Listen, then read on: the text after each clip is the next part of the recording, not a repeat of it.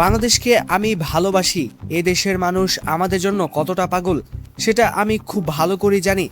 বিশ্বকাপের মঞ্চে দাঁড়িয়ে বাংলাদেশ নিয়ে ঠিক এই কথাগুলোই বললেন আর্জেন্টিনার বিশ্বকাপ জয়ী গোলরক্ষক বা আমাদের সবার প্রিয় বাজ পাখি এমিলিয়ানো মার্টিনেজ।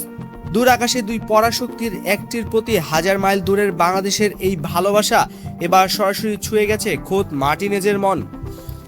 2026 বিশ্বকাপে গ্রুপ পর্বে নিজেদের শেষ ম্যাচে জর্ডানকে 3-1 গোলে হারিয়ে অপরাজিত থেকে নকআউট পর্ব নিশ্চিত করেছে আর্জেন্টিনা। আর এই মহা গুরুত্বপূর্ণ জয়ের পর মেক্সির জোনে যখন বিশ্ব গণমাধ্যমের সামনে আসেন মার্টিনেজ, তখনই ওঠে বাংলাদেশ প্রসঙ্গ।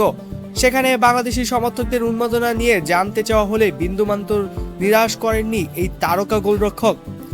বাংলাদেশের আবেগপ্রবণ ফুটবল ভক্তদের প্রতি গভীর কৃতজ্ঞতা প্রকাশ করে মার্টিনেজ বলেন, বাংলাদেশের সমর্থকদের আমি ভালোবাসি, এই দেশটিকে আমি ভালোবাসি। আমি জানি তারা কতটা পাগল আমাদের জন্য। সেখানে যাওয়ার অভিজ্ঞতা থেকে এটা বলতে পারি আমি।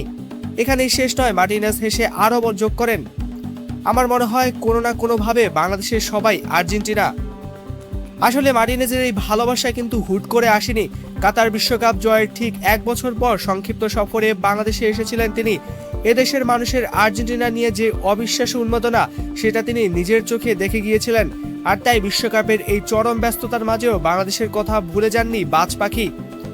আর্জেন্টিনার প্রতি বাংলাদেশের এই নিঃস্বার্থ ভালোবাসা এবং মার্টিনেজের এই সুন্দর বক্তব্য আপনার কেমন লেগেছে কমেন্ট করে ঝটপট জানিয়ে দিন।